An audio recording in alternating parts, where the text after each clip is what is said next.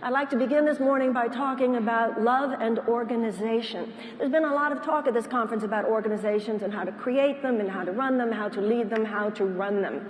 And I want to start by giving a metaphysical appraisal. You know, metaphysics is the study of that which is beyond the physical. And it has to do with universal spiritual themes that are at the heart of all the great religious and philosophical teachings. Now, from a metaphysical perspective, the universe is an organization. The universe is perfectly organized. All this talk about organizations, let's talk for a moment what happens as an embryo grows into a baby. You have these two, you have an egg and you have a sperm. And all of a sudden, these miraculous things begin to occur. A brain is formed, skin is formed, blood is formed, a spleen is formed, toenails are formed. The embryo becomes the baby. Look at the organization in nature. Look how a bud becomes a blossom. Look how an acorn becomes an oak tree. So the universe, and we see this throughout nature, is already programmed to organize itself. And you can see in nature that nature organizes itself always in the direction of that which survives and thrives. Now, the metaphysical perspective is that this organizing principle of nature is not just inherent in the material world, but that the universe itself on every level is self-organizing and on every level is moving in the direction of that which survives and thrives. In other words, the universe is intentional. So this intentional universe uses whatever is offered to it to move forward that which survives and thrives. The difference between you and me and the embryo, the difference between you and me and the bud, the difference between you and me and the acorn is that you and I can say no. In nature, there doesn't seem to be a choice.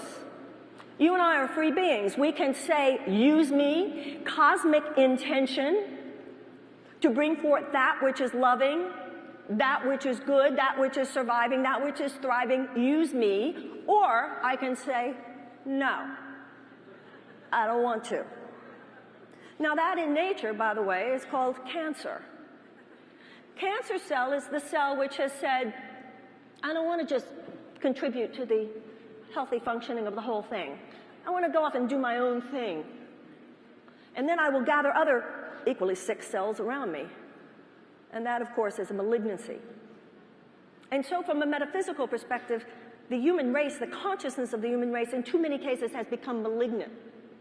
We are doing our own thing, forgetting that our own self-actualization is part of the larger self-actualization of the species in the larger whole and system of which we live. So just as in medicine, when doctors, let's say, do something like make an artificial heart, in medicine it is understood that what they are trying to do is mimic nature, the perfection of which cannot possibly be matched by the human mind. And in organizations, the same is true. That at the highest level, we are seeking to mimic nature. And we mimic nature by being co-creative with nature. Just as a missile, every thought is a missile.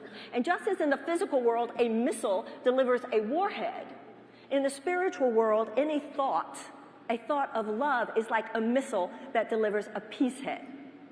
Now, that's why all of this talk about compassion is important. And that is why it is so important in the running of an organization or any system.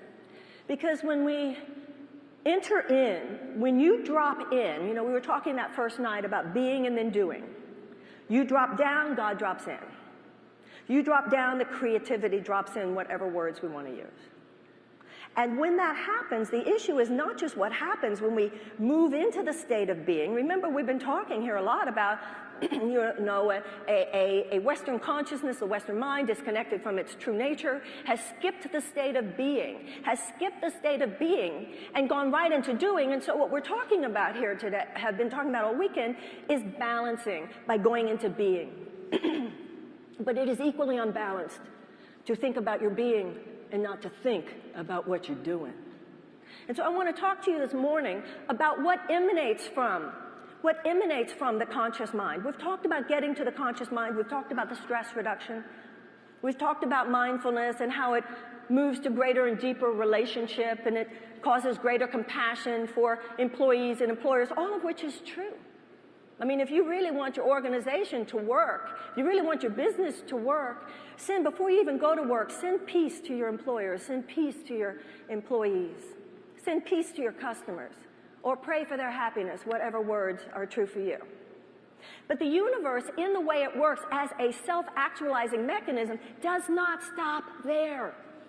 Now, this is something that has not been talked about here, but from a spiritual perspective is very important, and this is where mindfulness and spirituality are two different conversations. Mindfulness has been talked about by some of truly the greats here, and I want to say, I don't know if they're here now, Jack Kornfield and John Kabat-Zinn and Joan Halifax. What an honor to just be in your presence. What an honor to be with you and to see, as I'm sure you have seen, and to really take in what you have, the ground that you have prepared, the generation that you have helped to raise that can bring the kind of mindfulness and consciousness that is here already. So I just want to take this time to acknowledge you, honor to be your colleague, give that audience an opportunity to applaud you once again. The rest of you don't get too comfortable because I need to talk to you about something. Now this is the deal. There is in every spiritual story, in every religious theme, there is another side than all this love stuff. In Buddhism, it's simply defined as ignorance. You know, what's interesting about the Eastern and the Western traditions, the gift of the East to humanity is our ability to accept things. The gift of the West to humanity is our ability to change things. And that yin and yang, that duality, that mix of the Eastern and the Western, we can accept it, we can take it in, and also we can change it when it needs to be changed. That is the whole total balance cosmology. Now, I told myself years ago, there's no such thing as a devil. Don't worry about a devil, Marianne. That's all in your mind. And then I realized, shit, that is the worst place it could possibly be.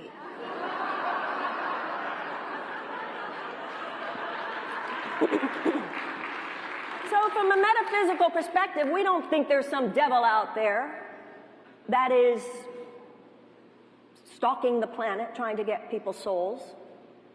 But what we do believe, and the evidence proves it, and I want to talk to you about its evidence here this weekend, is that there is a temptation and a tendency within all of us to perceive without love. Now, what we have in the West is this myth of neutrality. Well, I mean, I'm not trying to make people's lives better, but I mean, I don't want to hurt anybody. And the truth of the matter is, on a consciousness level, any thought that is not proactively intending love is proactively intending chaos. Now, we talked about how the universe is intentional. Love is intentional. If you have a conscious organization, that's not the end. It's like, it has been said here by some of the best and the brightest already this weekend, money is a means to an end. So you're having a successful organization in which people are happy. That is just the beginning. And so just as loving thought is intentional and proactive, any thought that is not loving, they used to say during the 60s, if you're not a part of the solution, you're part of the problem. Because any thought that is not intending love is actually working, if even on a subconscious level, proactively promoting fear and chaos. There's harmony, there's chaos, there's love and fear. There is no real neutral ground. Now, it's interesting bringing spiritual types such as myself here to a conference like this. You know, the Protestant theologian Reinhold Niebuhr said, it is the job of the church, he said, not that I in any way represent the church, he said, though, it is the job of the church to comfort the afflicted and afflict the comfortable. So there are some things to be discussed here, because the truth of the matter is there's the hot devil and there's the cold devil. There's the you know, as a Course in Miracles student, we don't use words like devil, we use a word like ego, some people use shadow. I did a weekend with my beloved friend, Robert Thurman, who is a Tibetan Buddhist scholar of the highest sort. We do the mystical Buddha, the mystical Christ. I assure you it's all the same thing. But the point here is, just as they say in recovery, that addiction is insidious and cunning. Addiction is one form that the ego mind takes, and it is very insidious and it is very cunning. People are smart here. Freud said intelligence will be used in the service of the neurosis. The ego mind is the self-destructive, ultimately all-encompassing destructive force of the universe in all of our minds. It is your self-hatred. But it does not come up to you and say, hi, I'm your self-hatred. Quite the opposite. You're too smart for that. And this is your own brilliance used against you. So let me talk about the hot devil and let's talk about the cold devil. The hot devil, the hot ego. We all know what that is. That's that which would lead us to kill people, to make people suffer, to actually do that which makes them suffer. But I want to talk to you about the cold devil. I want to talk to you about that force which does not announce it as that, which does not lead you to kill people, but it leads you to ignore the fact that so many people suffer in your presence. And let me tell you something. You might talk about mindfulness, and that is legitimate here, but don't think it's a spiritual conversation, because there is no legitimate spiritual conversation that does not address this suffering, the needless suffering of other sentient beings.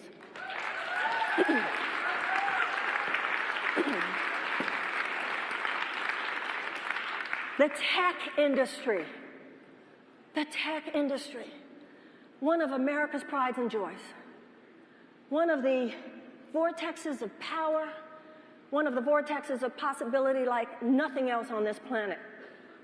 Hundreds of billions of dollars.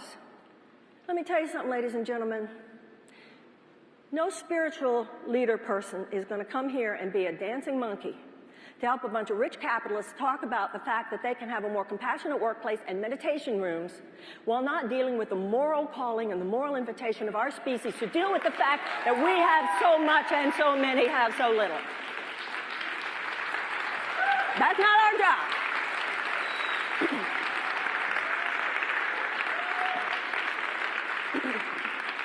John Kabat-Zinn said, well, what's wisdom one? A meditation room in your building, the fact that we all meditate, the fact that we're more compassionate towards each other, that's important. But to be spiritual, let me tell you something, it takes more than just taking long pauses between speakers.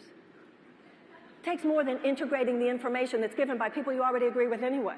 If we had more time here, I'd have you integrate some information. I would lead a meditation where you were integrating the suffering of a mother who is holding her starving child. That's the information you and I have to integrate. You know, Buddha would not have become enlightened had he not jumped over the wall of his father's compound and seen human suffering for the first time. There is no great religious story, there is no great spiritual story that does not include addressing human suffering. Only in modern America could we come up with some ersatz version of spirituality that gives us a pass on addressing the unnecessary human suffering in our midst. Now, this does not mean we are to feel bad, well, actually, I take that back. We're to feel bad for a minute. We don't want to be sociopaths. We don't want to be people who don't feel the immense suffering of so many people on this planet. I mentioned the other night, 17,000 children die of hunger every single day. They starve to death. 35,000 people in total. 1 billion people on this planet live on $1.25 and less a day. Above there, called deep poverty. Above that, you have 1 billion people living on $2 and less a day. There is unnecessary human suffering on this planet. And it is either a moral universe or it is not. So this hanging out in this neutral zone, and by the way, only helping on the periphery is not enough either. You know, there was a story told by a Protestant theologian several years ago, which I think of as the difference between a good Samaritan and a conscious Samaritan. The good Samaritan sees a beggar on the road, gives him alms. Sees another beggar on the road, gives him alms. Sees another beggar on the road and gives him alms. The conscious Samaritan, after seeing enough of them, says, how come there are so many beggars? Ladies and gentlemen, the tech industry, do you know what could happen and would happen in this world and on this planet if Yahoo and Facebook and Cisco and Twitter and Google all got together and said, okay, this global poverty thing, 10 years, it's done.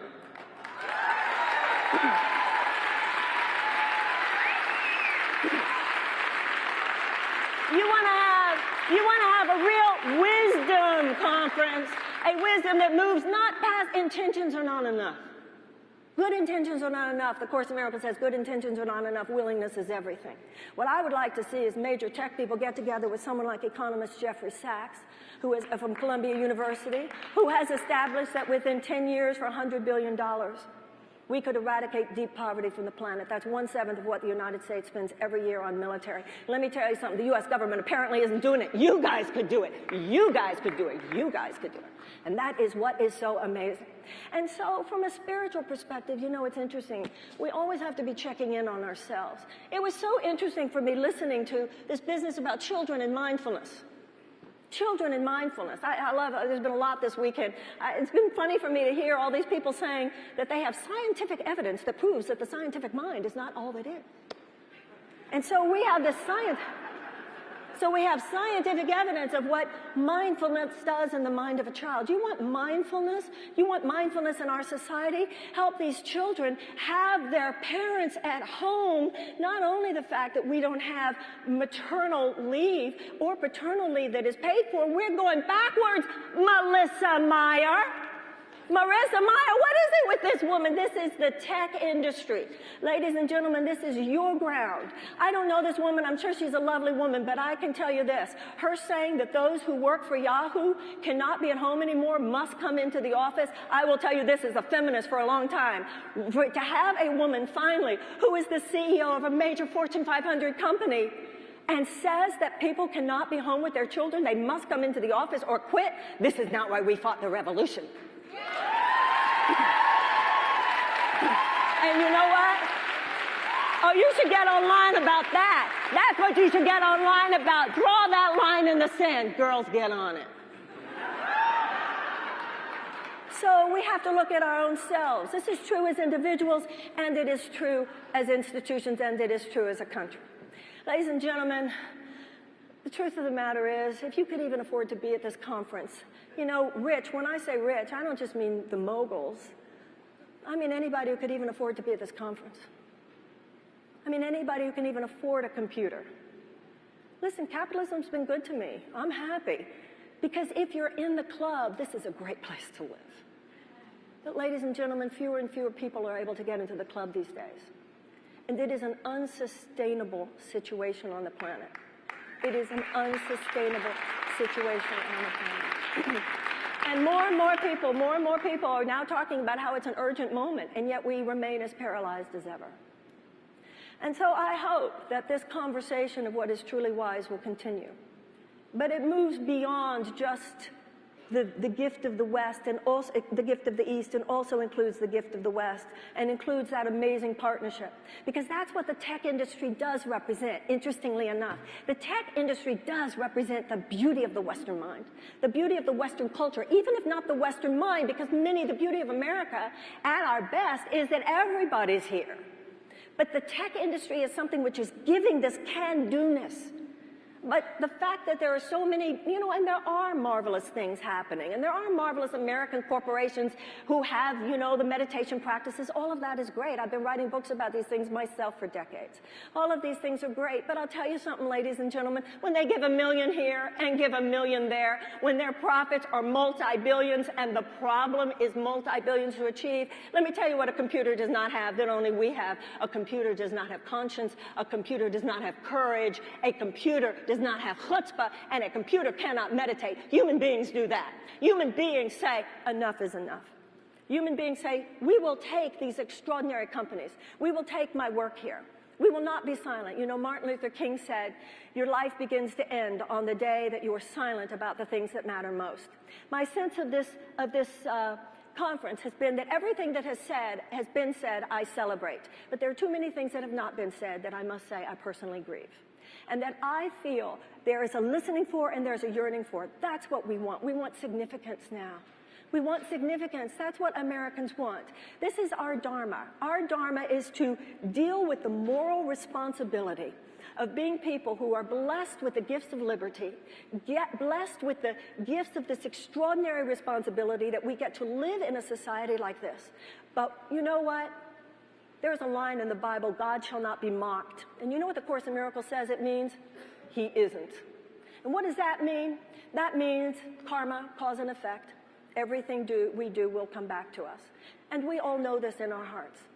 You know, I have to tell you something. There are a lot of people here from other countries, and whether they're thinking it or not, people all over the world are looking at us and going, who are these people and what are they thinking? And nothing could be better for the state of our country, and nothing could be better for the state of our world than for people who are part of this particular industry that holds so much promise and that gives so many gifts to turn its attention now in a way that it could do. Because the tech industry is one of the few vortexes on the planet where something like $100 billion, the activism that could be generated, the legislation that could be generated, the connectivity among people that could be generated. It started. It's not that I don't value the good stuff, but we got to step it up, ladies and gentlemen. My sense of where everybody is right now, we're all doing some real good stuff, or you wouldn't even be here. You wouldn't even be at a conference like this if you weren't already going deep and wanting to now go wide. Pam Weiss, I think it was the other day, who talked about how the social axis, she was right about talking about horizontal and vertical, because the social axis of this time in history is not about getting a lot of people together to think ultimately shallow thoughts. It's about whoever is able to go deep, deep down. It's a vertical axis. When Vladimir Lenin was asked, they said, how are you going to have a communist revolution? You'll never get the masses to understand these principles. He said, I need 10 good men who understand what I'm talking about. That is the value of a conference like this. The people who are gathered here in this Silicon Valley, if you have a critical mass of people, forget the planet, just a critical mass of people in this neighborhood who say this global poverty thing's got to end, and we can make it end. This starving children thing on a planet where there is not yet at least a dearth of food, this has got to end. We can do it. The question is, just because you can do something, should you do it? That's what the wise person asks. And on that, I think we should. So it's just what everybody's been saying here. It's time for a shift. We're moving from competition to collaboration, from that me to we, from sales to service, from ambition to inspiration. But there's a point to all that. And it's not just so that when you go to work, you have less stress. It's not just so that there's even a better dynamic in the corporation so that we're all happier and thriving. All of that is right. But what happens when you become your best self? What happens when you become your best self? What happens when you become your best self? And what happens when I become my best self? We all get together and we take care of business. And it's time for this generation to really take care of business. And by business, I don't just mean the tech industry or any other industry. When I say take care of business, is what in the New Testament would be called my Father's business.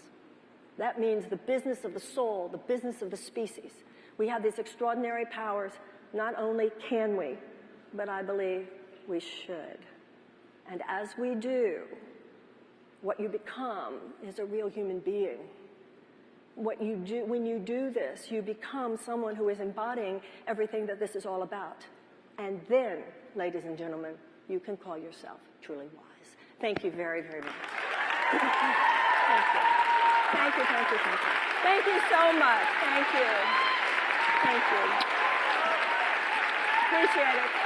Thank you. Thank you so much. Thank you.